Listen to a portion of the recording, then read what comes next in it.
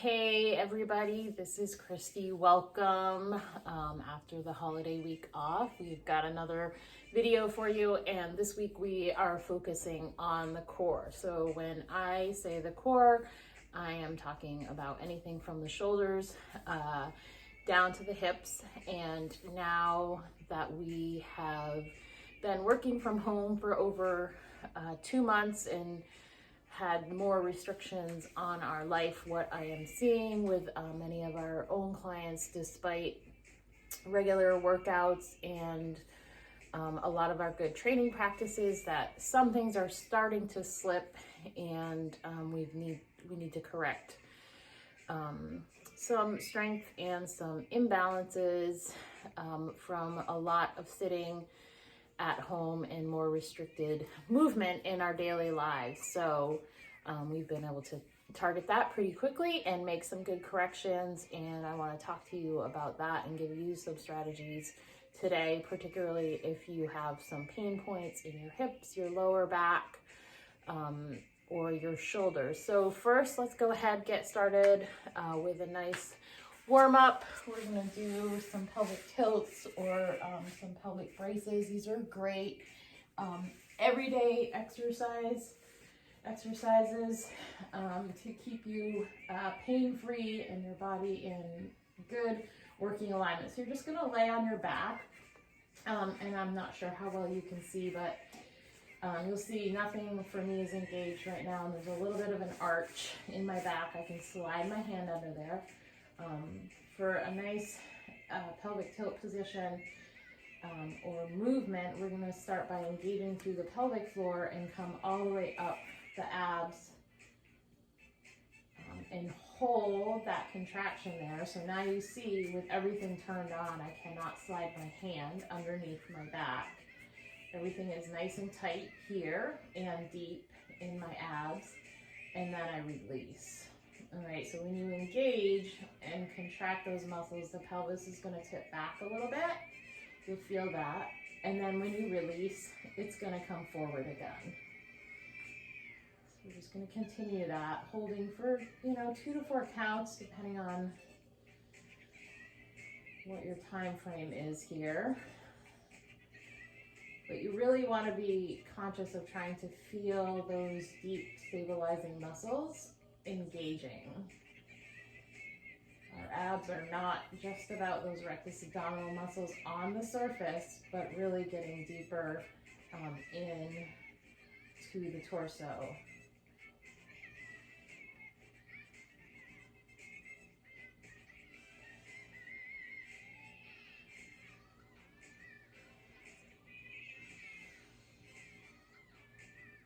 So there's no necessary recommended rep range here. I usually do these for about a minute or maybe even 2 minutes. You're just warming up so you're getting your mind right, sending a nice message to your body that you're going to be doing some further exercise. And as you work through this one too, your glutes will engage naturally. They're not going to be like super tight, nor do you want your hips lifting off the floor. This exercise is going to feel different, look different for everybody, sort of depending on the natural curve in your spine, depending on tightness in your hips. But anytime that we can really focus on strengthening and effectively utilizing our deeper core muscles, the better off we're going to be when it comes to low back pain. We have a lot of clients start out with low back pain, or they report low back pain before they start an exercise program, and typically within a couple months we can make that pain disappear with good ab strengthening and core training. All right, so that is sufficient. From here, we're going to activate our glutes with some lateral band walks. So if you have one of these circle bands, that would be great. If you don't, but you have a piece of resistance tubing, you can use that. You can just tie it in a knot and place it around your legs the way I'm going to show you. Same thing with a TheraBand. but you get a lot of bang for your buck with these little resistance bands. So you're gonna go ahead and take that band and we're gonna put it above our knees to start. This is not a new exercise for us in these weekly workouts. It's another exercise that's great to do every day, and if you're sitting for hours at a time during your workday, then this is definitely a good exercise to be doing often. So you want your toes slightly turned in, you want to stand up tall, engage your abs a little bit, and then just walk sideways. I'm just going to go down and back. So again, you can do this across the hallway and back, depending on your workout environment. Try to take at least 10 steps to each direction, and depending on the condition of your body, you might feel this right away, or you might feel it more on one side than the other. So after you've done one pass, you're going to lower it down just below your knees, and then you're going to go again.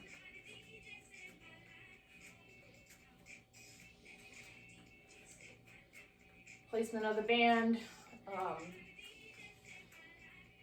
will work different areas or engage different areas of the glutes. Glutes are not just one muscle, but 3 muscles. So that's why we're adjusting the position of the band. So you're going to take it down a little bit more on the third set.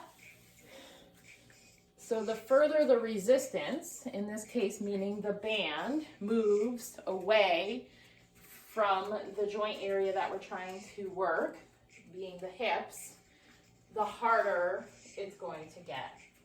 So if you're doing this and you're feeling that, that's why. It's not a bad thing. I'm definitely feeling it. And I just went for a walk with my dog before I started this workout, so I wasn't going from just a completely rested position. And then let's take it down one more notch. So it should be at the lower part of your calf. You need to keep your feet just far enough apart that it doesn't fall to your ankles. Again, your toes are turned slightly in, abs on, good tall posture. No need to look at the floor as you do this. The floor is not going anywhere.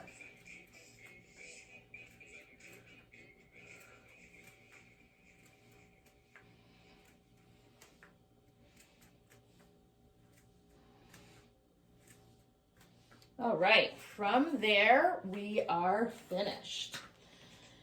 So we, for the main part of the workout today, we're going to be doing some tri-circuits. So as they sound, it's 3 exercises per circuit. We're going to do 3 rounds of each exercise. So in our first circuit, we're going to be doing some band chops with resistance tubing. We're then going to go back and work on a really solid plank position. And then we are going to work the glutes with a pull through. So the only equipment you need for this first circuit is a piece of resistance tubing, whether that's one with handles on it, or if you have a piece of TheraBand.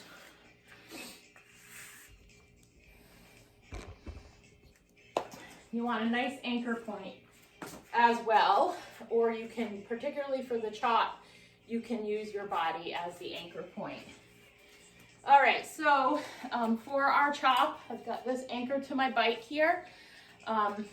It's a fairly heavy piece of resistance tubing, but it's a little bit older, so it loses some of its strength. But what you want to do is you're going to stand. You want to walk away so you've always got good tension on the band. You're going to stand with the band at your hip, and then you're just going to pull it up and across the body. So kind of moving at a diagonal. You can move your eyes with the band. So getting some good work in the obliques here, working on good core stability as well. So we'll do 8 of those. So you want a nice strong standing position so you're not just rotating and have a lot of body movement in an unwieldy position. From there, you're just going to flip yourself around and do the same thing, working from the opposite side now. These can also be done with dumbbells if you don't have a band. In some workouts that I did this week with clients, we did them with dumbbells and did them from a kneeling or half kneeling position as well. So there's definitely plenty of options to scale things differently for effectiveness and for modifications. If somebody's got a pain point, or for just good old-fashioned variety. All right, so we've got that done. We're going to go into our plank position because we know that planks are super awesome and effective, but only as effective as our form is.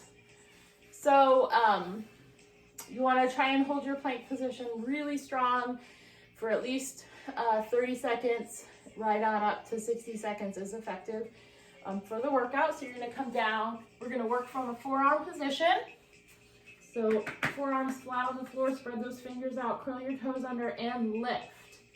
All right, so you want a nice straight back. We don't want any rounding here. This is sometimes what I see. If this is where you're at, if you have a mirror or something, you just want to slide forward a little bit and draw your shoulders down. Flattening everything out, squeezing your glutes, drawing in your belly button and then connecting a little deeper.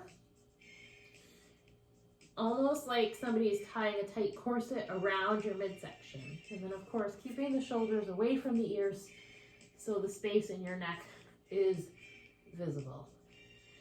If it gets to be too much, or if you're at a more beginning level, just go ahead and change your position by bringing your knees down. You notice nothing else changed, just my knees came down, but my back is still straight versus being here. And release. All right, good job. There's no substitute for a great plank. It makes a big difference in a lot of other areas of our workout, so it's worth really working on. I like to tell our clients that, you know, push-ups are never going away, squats and lunges are never going away, burpees are never going away, so embrace them and really get good and strong at them instead of trying to avoid them.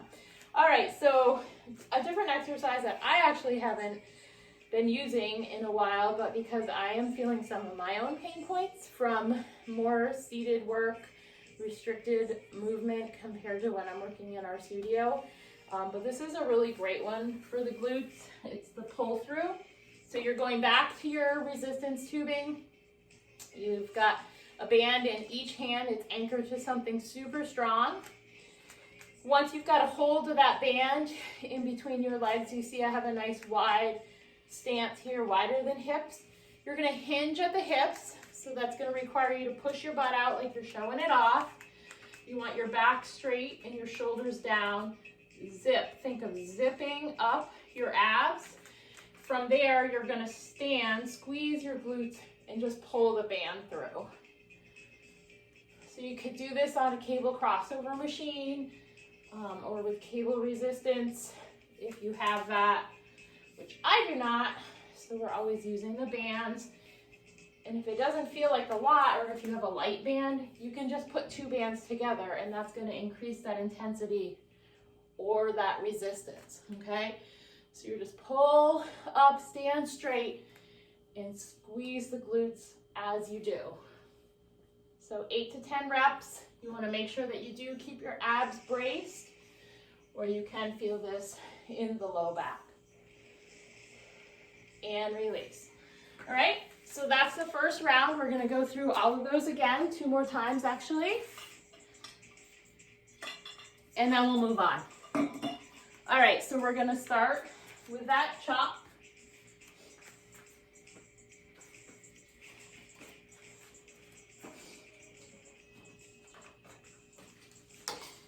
There we go. So again, keep some good tension on the band. If it feels, again, if it's light, just move away from the anchor point a little bit more, and that will help you correct and get a little bit more resistance. So up and across, staying nice and stable.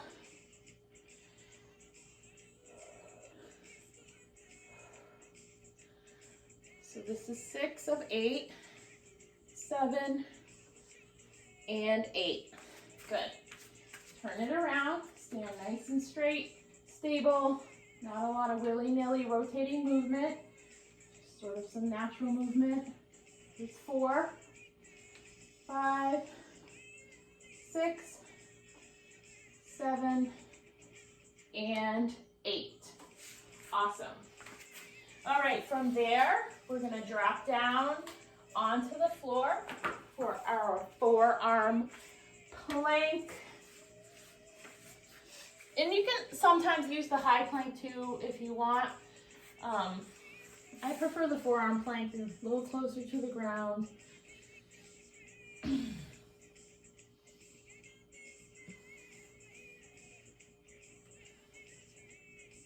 If you have shoulder issues, the forearm plank is typically not going to agitate that shoulder as much compared to being in that high plank, but they all have their benefits. So we oftentimes are using forearm plank, but we'll sometimes sprinkle in the high plank as well. If you do a lot of yoga, the high plank and good shoulder stabilization is super important. So we take that into consideration as well.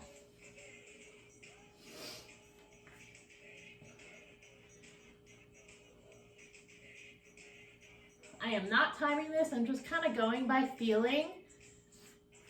But if you have a timer or an Alexa, you can tell her to set the timer for you and release. From there, we're going to the pull through again. I'm recording this video in the morning, so I know it's going to help set me up for a great pain-free day with the work I need to get accomplished today. And so I hope that you will find that for yourself as well. So push those hips back. Notice how straight my back is. This one is definitely a little harder for people to get sometimes, but all the movement is through the hip. Hips. Feet stay flat on the floor, but you can push through the heels a little bit. And notice that my knees do bend. And release. Good. So we're going to go through that one more time. You can grab a quick drink if you want. Good way to get into good water drinking habits is just to make sure you drink after each circuit. All right, so back to the chop. Just for fun this time, I'll do a couple different options just so you see how they're done. I'm going to come into a kneeling position. So for kneeling, that means that you're literally on your knees, your hips are up, you're not sitting back this way. If you have knee issues, this is probably not comfortable, but a half kneeling can be more stable. All right, so we're kneeling, decreasing the base of support. Everything else is the same. You've got to kind of work on that core stability a little bit more the lower to the ground you are.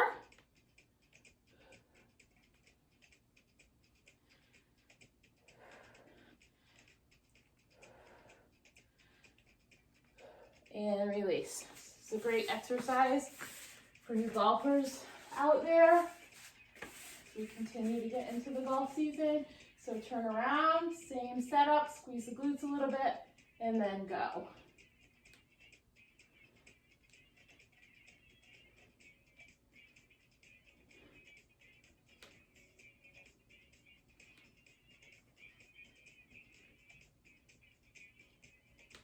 And release.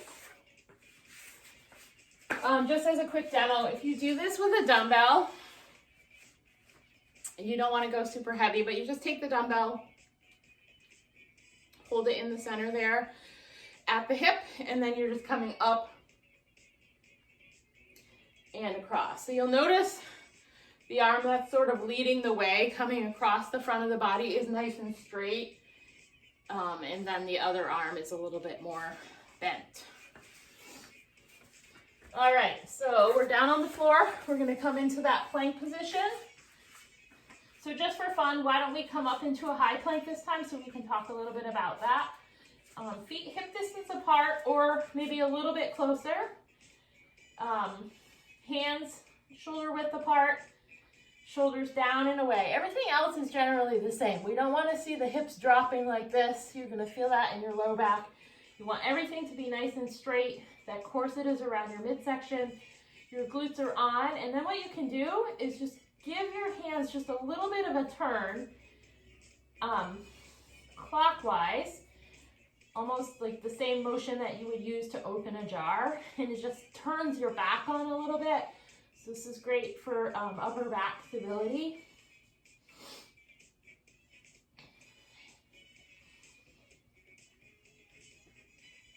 And release. Good. So we're going to finish this one up with the pull through. So 3 sets is good. If you want to do 4 or even 5, the most important part is to just keep the same quality of movement. Always quantity over quality in my book, which is nice steady tempo. And just doing the exercise as close to 100% as you can. Doing the reps super fast or compromising your position is just going to take away from the overall benefits. Building strength, we want to stay in those lower rep ranges, but if you only have really light weights, it would behoove you to do a higher rep range to get some of that overload that we are always looking for, a safe amount of overload. Squeeze those buns and release. Buns of steel are a real thing, people. You do want really strong glutes. There are big powerhouse muscles. So that is the end of the first circuit. Remember, it's a tri-circuit workout, so we have 2 more circuits to move through. You notice we've kind of got head to toe already with the plank. We've got some nice oblique work with those chops and some nice glute work with those pull-throughs. So our next 3 exercises are going to include a side plank on one side, which a lot of people will grumble at.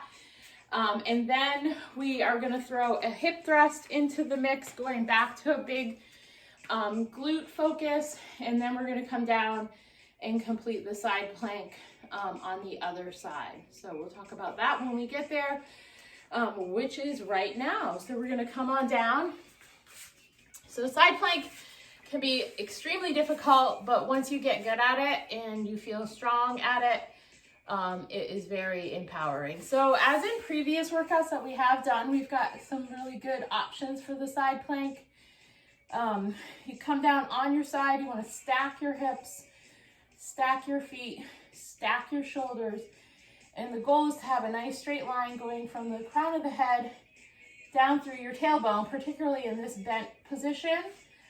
Or if we're doing the full side plank, we want that straight line to come right down through the bottom of our feet. All right, so a good modified position is everything stacked, bend your legs, pull your feet back, and then just lift and hold here. From there, you can scale it by straightening the front leg or the top leg, or lifting it up, or just go right to the full side plank. And I like the arm up because it reminds us that we need to keep lifting through the hip. What I don't want to see, what you want to get away from, is this sort of hand down, rounded position. So for the side plank, depending on where you're at, 10 seconds with really good form might be success, 20 optimal, 30 fabulous. And gently release.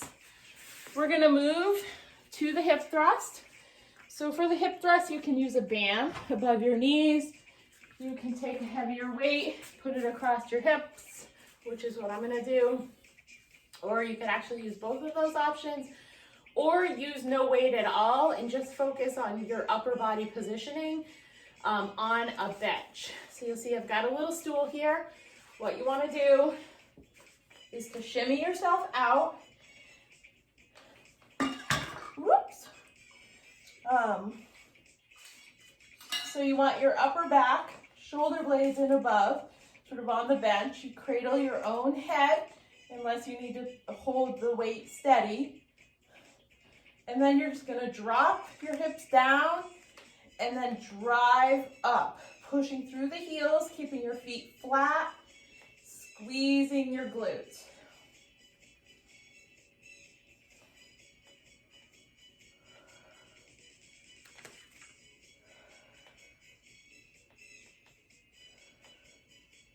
Breathing the whole way. These are 7, we're gonna do 10.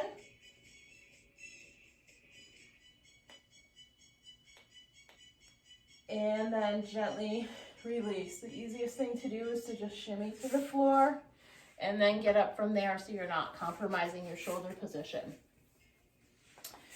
From there, we're gonna go right into the side plank on the other side. So pick the option that works for you and then lift it up.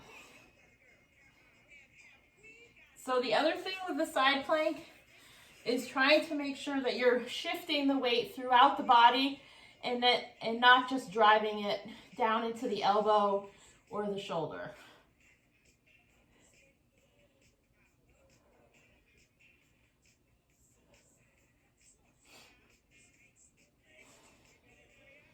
If you find the side plank really difficult for you, a recommendation, so you start doing it well and don't get bored with it or whatever, is to just start here and just do some reps of lifting and lowering, okay? That'll make it a little bit more enjoyable. All right, so that's the first round.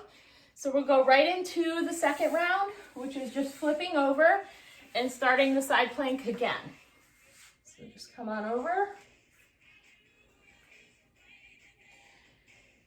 Typically, I'm very strong on this on both sides, but for some reason today, this side feels much easier than my left side.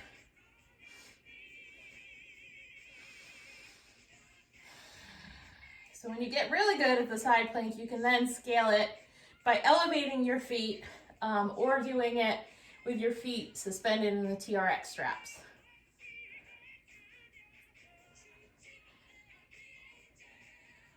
And gently release. All right, we're gonna work into that hip thrust again.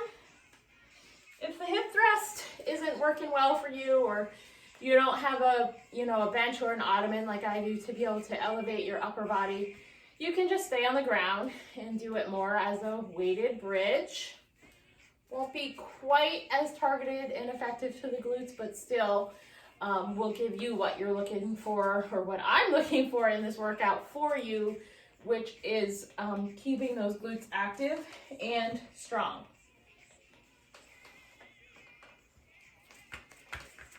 So you want your feet right under your knees. And again, it's just drop down and then drive up. Squeeze your bum.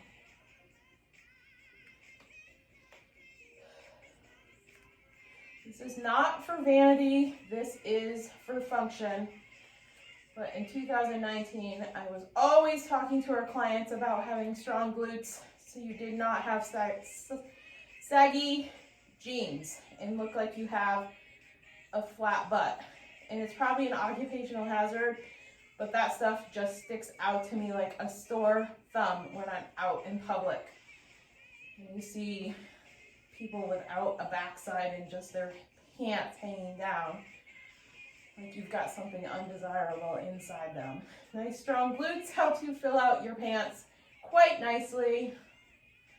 And release. And I mean that in a good functional way, but it does look nice too, so there's that. All right, let's come for that second side, the side plank. Whatever option you're going to use, lift it up. just gonna set my head here on my stool. Just kidding. Flip my water bottle over so there's a huge puddle of water where I'd otherwise be doing the side plank. So again, we're looking for, if you're doing the side plank dips, where you're down and up, 8 to 10 reps. Otherwise, holding the side plank anywhere for 10 to 30 seconds. Stretch it 15 to 30 seconds. And gently release.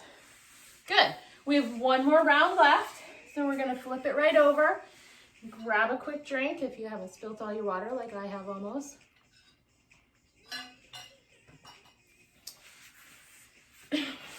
And then set it up and come on up.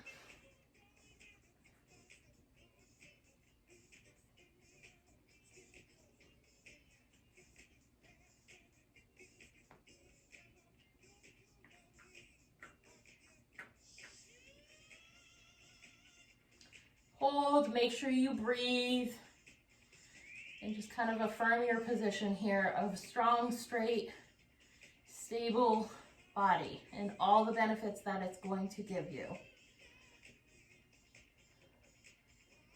And gently release.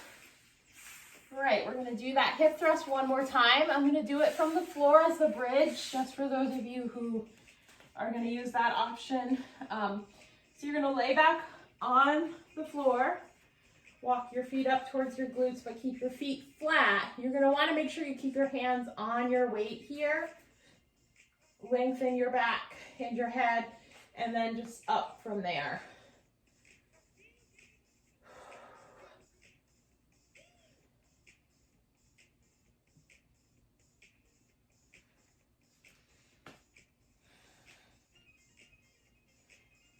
Again, the actual hip thrust, as opposed to what this I call more of a weighted bridge, is going to be more effective on the glutes, but this is a very good substitute.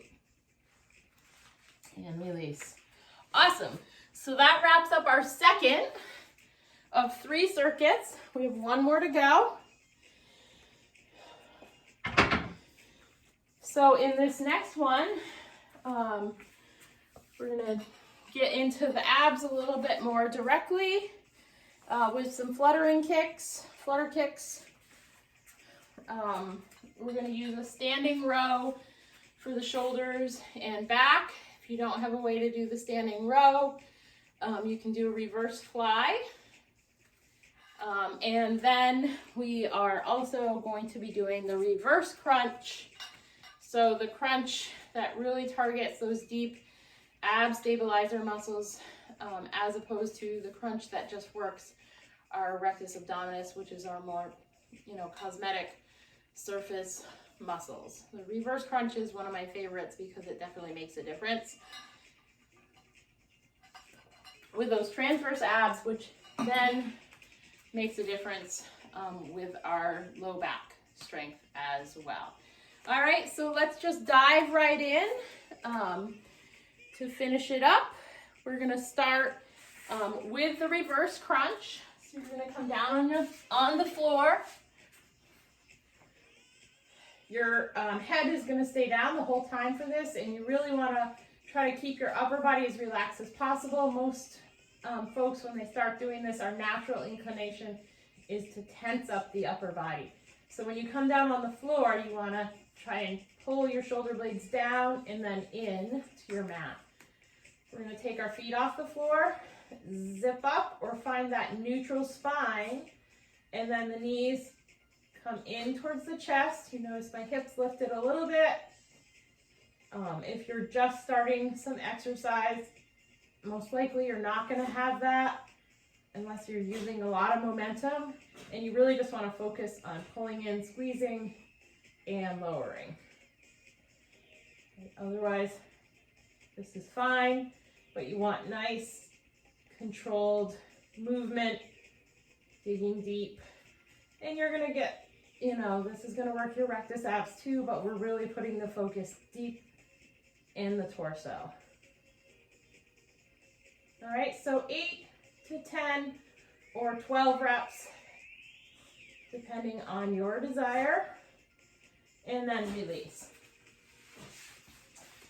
from there, we're going to go to the standing row, which would be with the band. And great if you have a strong anchor point, depending on where you can work, where you're working out.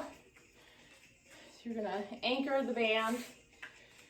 Arms are going to be extended, shoulders down, shoulder blades flat on the back and in at the spine. You're standing straight with a nice strong athletic stance, and you just pull and squeeze. So just like you're drawing your shoulder blades together.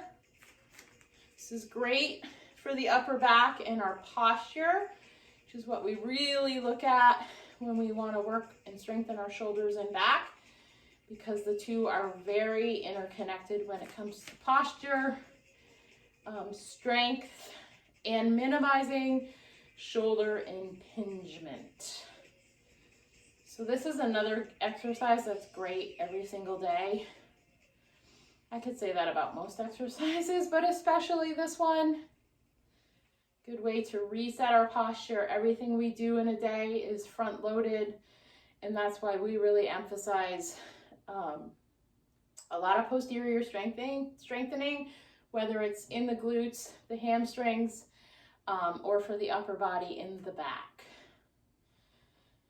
So 8 to 12 reps again. If you don't have a way to do the standing row upright, you can do a reverse fly by tipping at the hips, lighter weights because you're working smaller muscle groups, and then you lift up and back.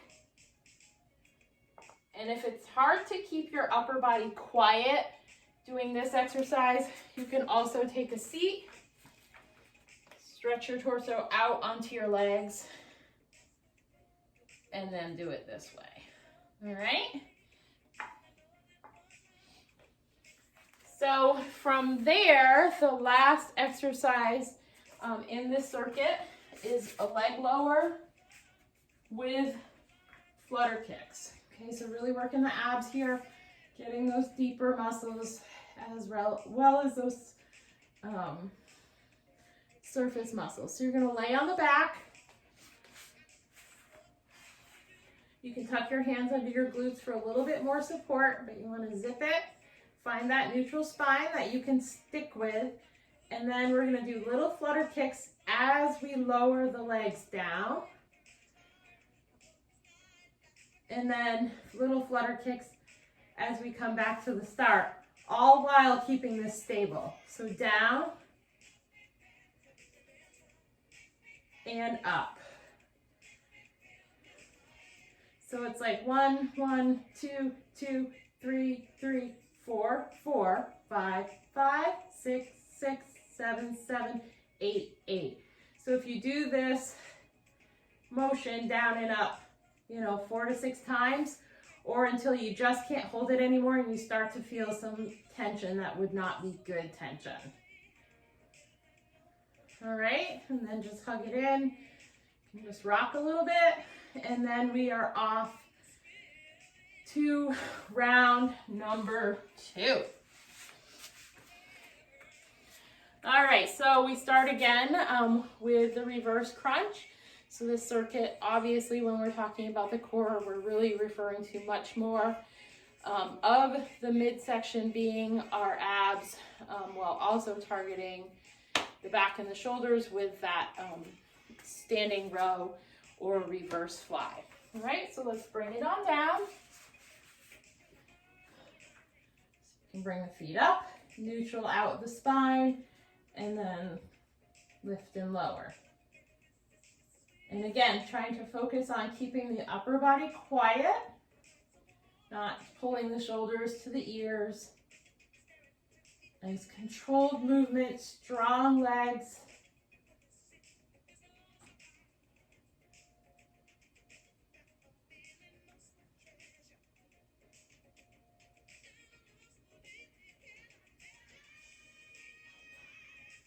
And release. Awesome. All right, so that standing row or the reverse fly, pick the option that you would like. Either way, you have a nice strong position. Pull and squeeze. If you're enjoying today's musical playlist, if you hear it, it is Disco Fever. Good energy.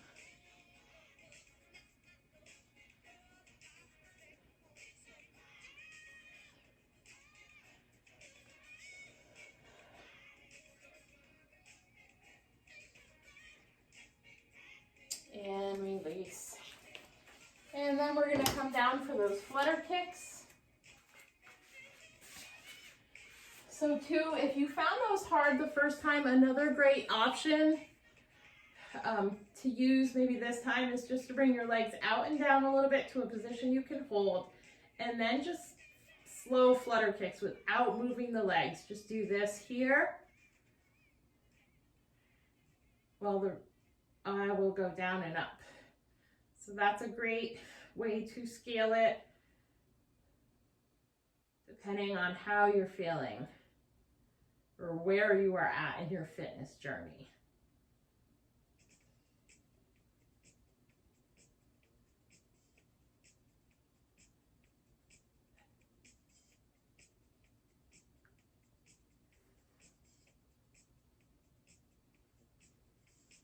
And release. Awesome job. All right, so we're gonna go and do our last round, which is gonna start with our reverse crunch. We have one last shot at working on this. So lengthen and stabilize, neutralize, and then move.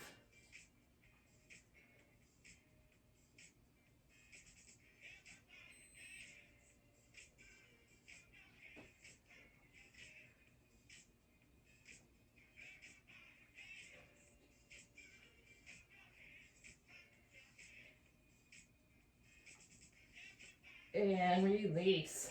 Awesome. Let's finish up with either those reverse flies or the standing rows.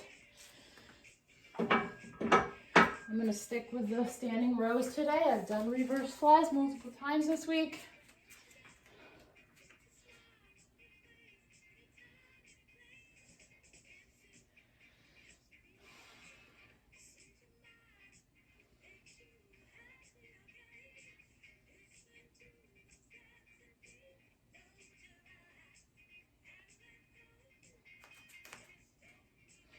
You're doing a great job. Thanks for sticking with the workout.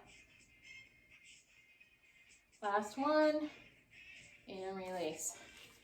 And from there, we're gonna take it into our flutter kicks, and then we're gonna finish up with the stretch. And come on down. Another option is to just use a double leg lower, so no flutter kicks at all, but just work on lowering and lifting the legs using core strength, not momentum, and holding that neutral spine, stabilized abs. So pick whatever option works for you.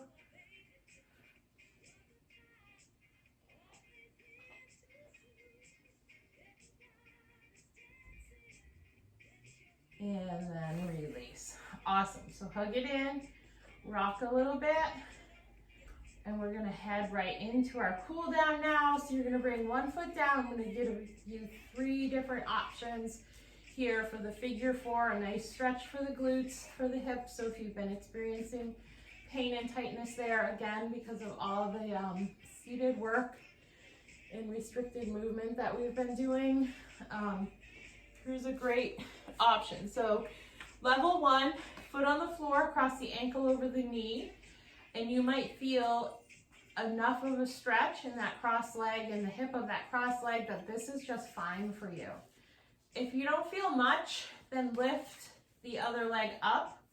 You can reach through and hold, or reach over the top, and you might feel, you should feel an increased stretch there in that cross leg. My newest variation that I love is to bring it into, more of a single leg stretch. So I'm reaching my hands through, interlocking my fingers below my kneecap while that leg is crossed, and I'm pulling in towards my torso. You see that my hips lifted off the ground a little bit, but I feel a nice deep stretch in my crossed leg in that hip. It's awesome, but not painful. And then I can work on lengthening my spine out on the floor. So this might not be comfortable depending on your back and your mobility of your spine, if you will.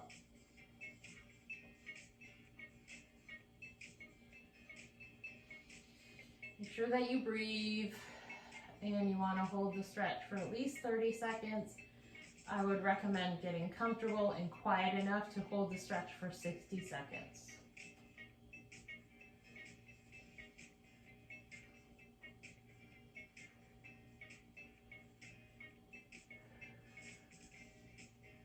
Our goal right now, not necessarily with this cool down, but with our workouts in general, again, after being, with a changed lifestyle for over 2 months now, we want to keep that pain at bay and address any pain that comes up through our fitness routines, and maybe that is consulting with a physical therapist if we need to find out the root causes if we don't know those for ourselves. Because oftentimes hip pain is going to move down through the knees or into the back, and knee pain can manifest more from the hips. So you want to find out where the issue really is coming from so you can address that. All right, so let's switch sides. And again, when you switch sides, you might feel a different stimulus on one side than the other. Again, depending on your positioning and tasks throughout the day and whatnot. There's so many what ifs in all of this. So listening to and getting to know your body pays huge dividends.